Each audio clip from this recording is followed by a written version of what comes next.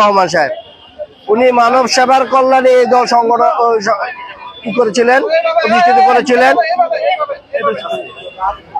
তো আমাদের স্বেচ্ছাসেবক দলের মূল মন্ত্র হলো মানুষের কল্যাণ করা, সেবা করা। আমাদের অনেক স্বেচ্ছাসেবক নেতাকর্মী আওয়ামী লীগ সরকার হত্যা করেছে, শহীদ হয়েছেন তারা এই আন্দোলন সংগ্রামে।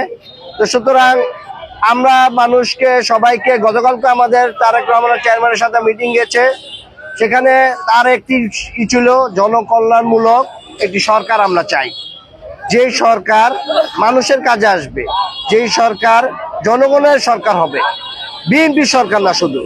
এই সরকার তারেক রহমানের সরকার হবে আপনার জনগণের সরকার, জনবান্ধবমূলক সরকার।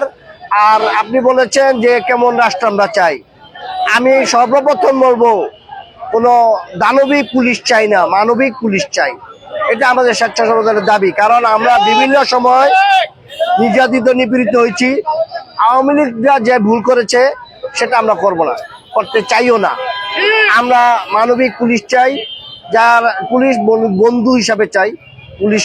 পুলিশ যেভাবে আমাদেরকে দীর্ঘদিন অত্যাচার নিপীড়িত করেছে, এই কাজগুলো আমরা করবই না, জিরো টলারেন্স।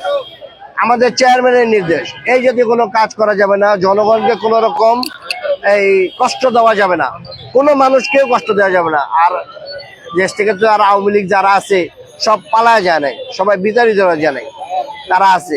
তারা আইন যেভাবে প্রক্রিয়া তাদের বিচার হবে সেভাবে হবে।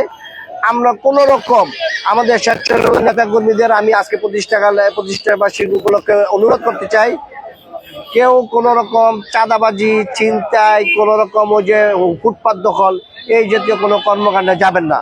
মেসেজটা পরিষ্কার। এরকম কোন মেসেজ আমাদের কানে আসবে, আমরা সাথে সাথে বহিষ্কার করে দেবো। আমরা পদ দিতেও পারি, দিতেও পারি। আর যারা জুট খেতে চায়, যারা বালু খেতে চায়, আমরা তার মধ্যে না। তারা খাক, তাদের জন্ম হয়েছে এইসব করার জন্য। আমরা এগুলো যাবো না, আমরা আন্দোলনের রাস্তা। একটা প্রশ্ন, দলের ঐক্যবদ্ধতায় সকলে আলোচনা সমালোচনা উঠে উঠে দলকে একটা সংঘবদ্ধতা করার লক্ষ্যে ঐক্যবদ্ধতা আপনার প্রশ্ন। ঐক্য ছাড়া তো কোনো উপায়ই নাই। যেখানে সমন্বয় হবে, ঐক্য থাকবে, ঐক্যটা করে স্বাভাবিক।